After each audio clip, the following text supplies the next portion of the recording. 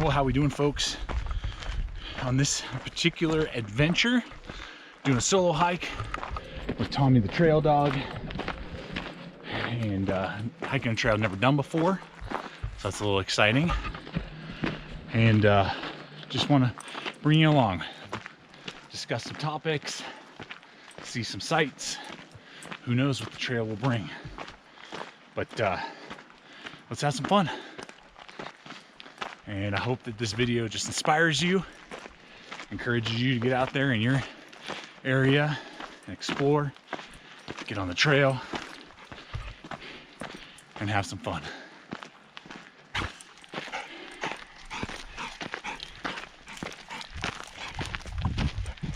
Well, folks, we are outside of Winter Park, Colorado.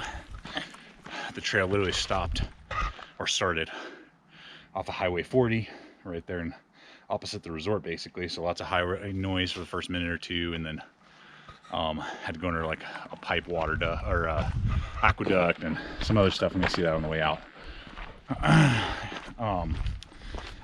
So the trail on All Trails, I downloaded the Pro, All Trails Pro, which was, I did 3 years for 60 bucks, and I think that's totally worth it for the amount of time I'm on the trail.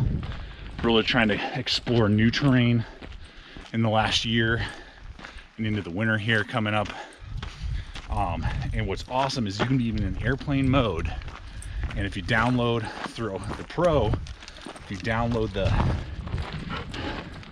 map you're on, the trail you're on, well then, the trail dog must eat something. Come on. Gotta keep my eyes peeled because there are supposedly moose in the area. You don't want to run into moose with a dog if at all possible. But basically the GPS works, and I used it in Wyoming and there was no service out there on our recent backpacking trip. And here there's no service, but it's tracking how far I am. It's accurate when I hit a stream. On the map, I'm hitting a stream in reality. So I'm digging that a lot. So anyway, it says we're gonna go about 7 miles round trip today. I'm gonna try and go a little further. It says that some of the reviews said you can keep going like another mile to a peak or something, so we'll find out. And I think a little over 1,500 feet of elevation gain today. So one of the other things I'm doing on this trip is checking out if this is a good snowshoeing trail. We only did snowshoeing once last year. It was my first time ever. It was different. I enjoyed it. This is rated as a snowshoe, trail. And so far this is looking great for that. We'll see, in the next 2 miles. Might even be an option for like an overnight in the winter. I want to try and do a hot tent this winter if possible and do a trip overnight. So I'm keeping my radar up for that and kind of just reading the terrain for that as well, just seeing what the capability is. So I'm doing some firsts here in this video, or on this hike, or something I haven't done ages. And so one of the things is really stripping down my load. I'm trying to do high speed, low drag. Now, normally I'd be taking my Mr. Ranch Coulee 25 Epic Pack for something like this by myself, 25 liters, super ergonomic, great load bearing, and all that. But I purposely took not only the lightest load I could basically fathom, really light on food. I'm only doing probably 36 or 40 ounce source water bladder. And then I am taking my larger GRAYL. I could have streamed that down, but I still got to test out a few things, get a few shots with it before I complete the video. So I could have even lightened up even more. Just a couple batteries for my GoPro, my little survival kit, med kit, and then my Raka.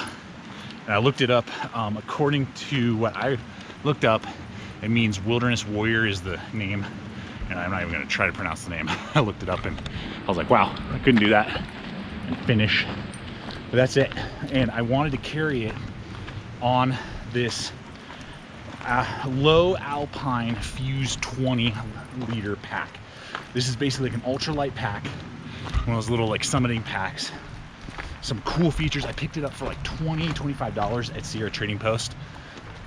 And guys, if you don't care about like newest model and things, going online to Sierra Trading Post is like awesome to get crazy deals. So the things I like are as follows. So what I'm totally digging about it is the fact that it's got a daisy chain on either side with some good gaps. It's got lashing points for your trekking poles and a little adjustment, you know, paracord tab there so you can cinch them down, or what I did was my Gorilla Pod today. It's got kind of a reinforced bottom, YKK polymers, so no zippers on it, or there is one zipper in the little pouch. Laddered, removable, not only sternum strap, but also belt strap as well, a little stabilizer there. Let's see here, top loading, again 20 liters, got a little pouch in there with a key keeper inside, so I got my keys in there. Bladder is, you know, rocking in there. 20 liters, you know, good amount of space, clips over the top, kind of has this drawstring and then this little clip. Reinforced shoulder straps and a pad in the back, so you can remove that pad if you want to make it completely structureless, but it's basically like semi-structured, or it's structured, it's semi-structured, and that the shoulder pads can definitely bear, you know, the load, which I estimated it probably around 12 pounds is what I'm carrying today worth, and now I am at the top. We'll talk about that in a little bit, but yeah, and basically I wanted to ask myself, would this little Ascent $20 to $25 pack that seems to be built super well and have basically everything I would look for in like a little Ascent pack like this, you know, and I've used it mountain biking and different things like that, and it's great for that, just, you know, throwing some clothes in and, you know, like a raincoat and your bladder and like a couple little items. But could I do these type of hikes with this, or do I need like the $170 super, you know, ergonomic, adjustable, load bearing, like all that stuff?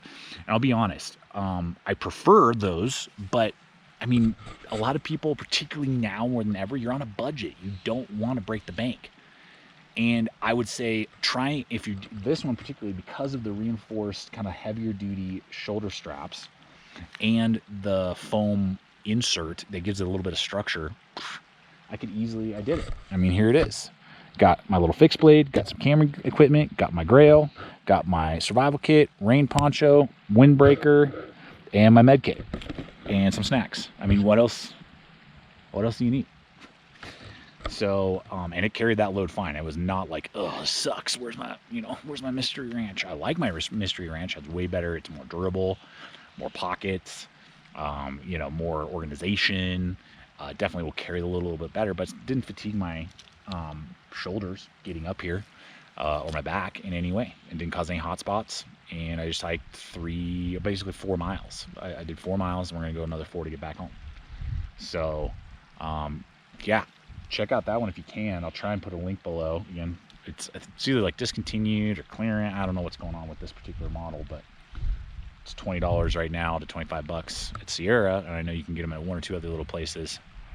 But yeah, you could totally do it with some of these alpine little packs if they're built right, because I've had some that are structureless, that you know, maybe they ride well in the shoulder, but there's no structure, and so it's digging in your back, and then you gotta like buy some sort of backer, you know, or build one or something. Or, you know, like the shoulder straps are just unpadded, and so more than like 6 pounds is just biting into you and you don't like it, you know, whatever. So think about what you need, but it's definitely doable. And really you don't need to upgrade to some super insane thing unless you're doing this constantly. For somebody who does this 4 times a year, you know, if that's you, 5 times a year, you do some 3 to 4 mile hikes, awesome. Why go spend $150 on a backpack? You don't need to if you don't want to. Whoa. So we've been going down kind of like a valley. It kind of opened up a little bit. There hasn't been a lot of space on either side into this. And this would be perfect if you're doing like a really fast backpacking trip with maybe your family, first time out or something. Winter, you want to snowshoe up, I don't know, probably 1.5 miles in the car, maybe 2, based off the time and speed we've been doing. Water down there, creek's flowing real good. It's awesome.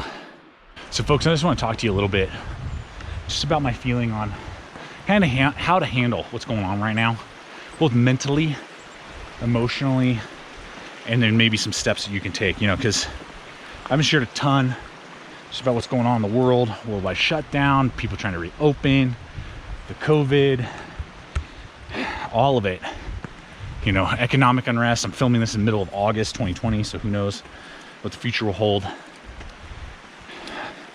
I'll be honest, I don't think we're through the thick of it yet.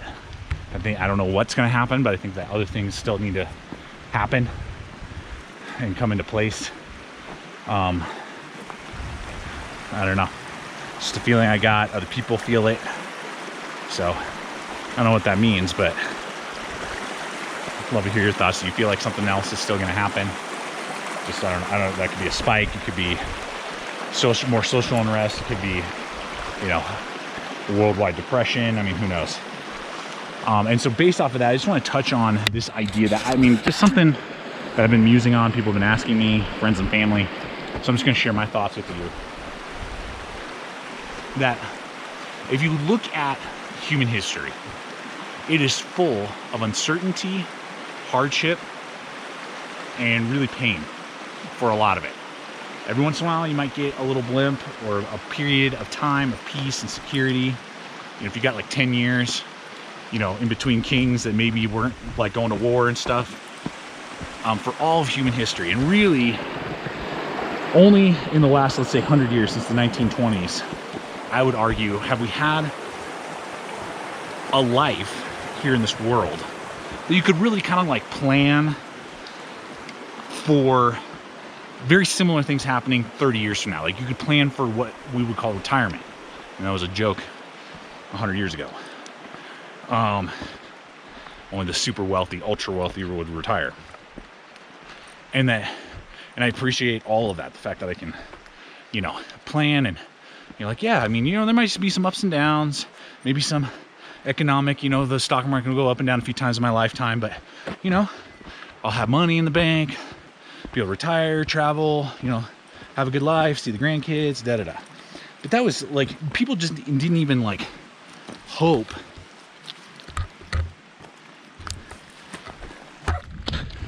Hold on.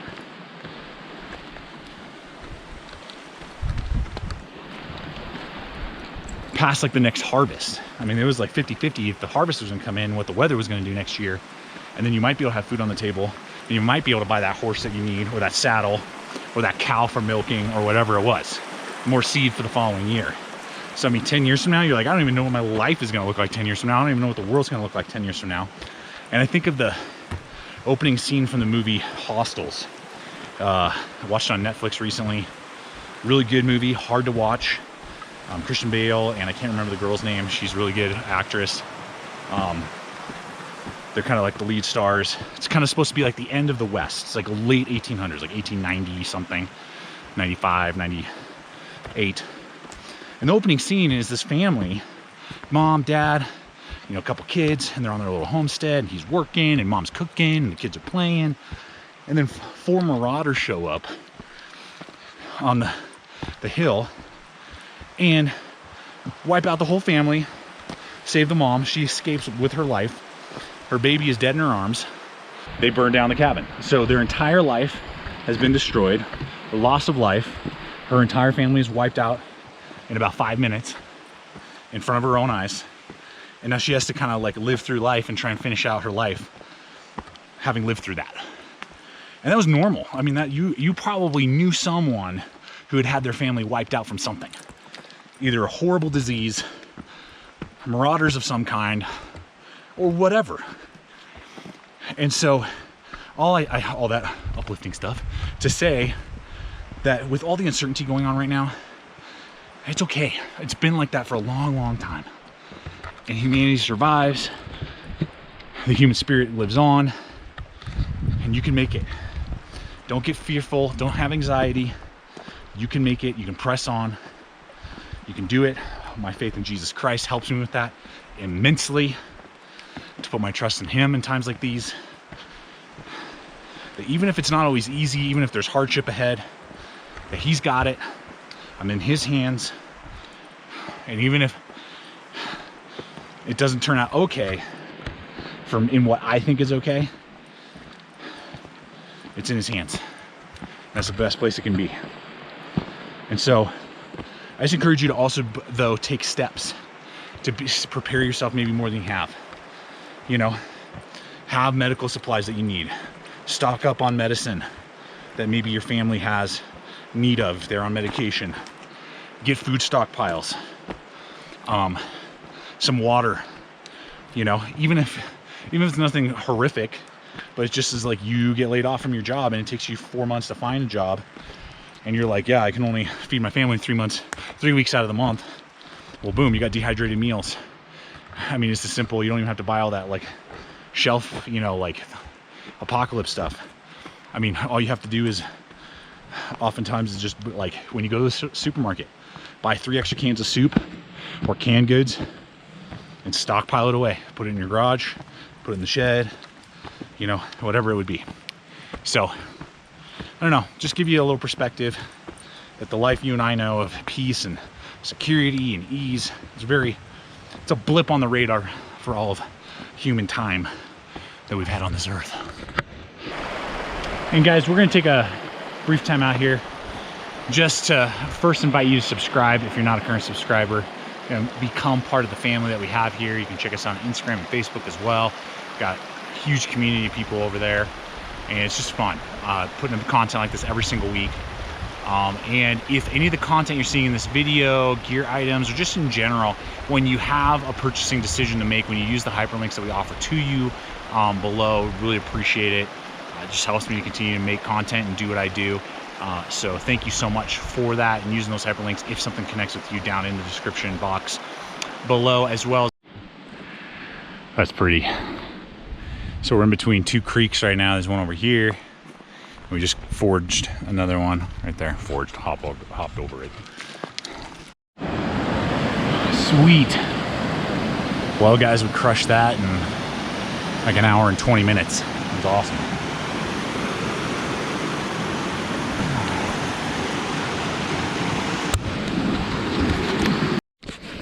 So falls are cool. There's some people there, so I didn't want to really hang out there for a little bit if I could. So I went up over the berm, found another part of like either the trail or maybe this will get us above the falls. We'll see where this takes us. So guys, sometimes it's worth exploring. It's okay to go off the beaten path. Not all those who wander are lost. You know all this stuff. Oh, cool. Check that out.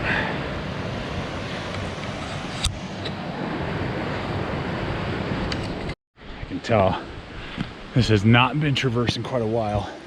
We're definitely far above the falls at this point. So I saw some photos of a lake that I thought fed these falls. So that's what I think we're going to. Let's see here. A few more minutes. Okay, so we've been going off trail for about 20 minutes now. Just following the creek all the way up. I don't know. I don't want to get so far away just for timing's sake for my day. What should I do, guys? I think I should keep going a little bit further. I'm looking for like a ridge, and that maybe there would be like water, but like a lake or pond, but not seeing it. All right, so it just dumped us out by this little creek that's flown into the main stream down river a little bit. Beautiful little meadow opens up I think I saw another trail, like it kind of forked at the waterfall over on that side. Maybe that's where the lake is. I mean, I'll definitely come up here again. It's a pretty hike, pretty easy as well. But this little spot right here looks awesome. You definitely find probably a couple little flat spots for some backpacking, overnighting. Great mountain view. So we'll have lunch right here and start heading back in a bit, but we'll touch on a few other things before we wrap it up for the day. There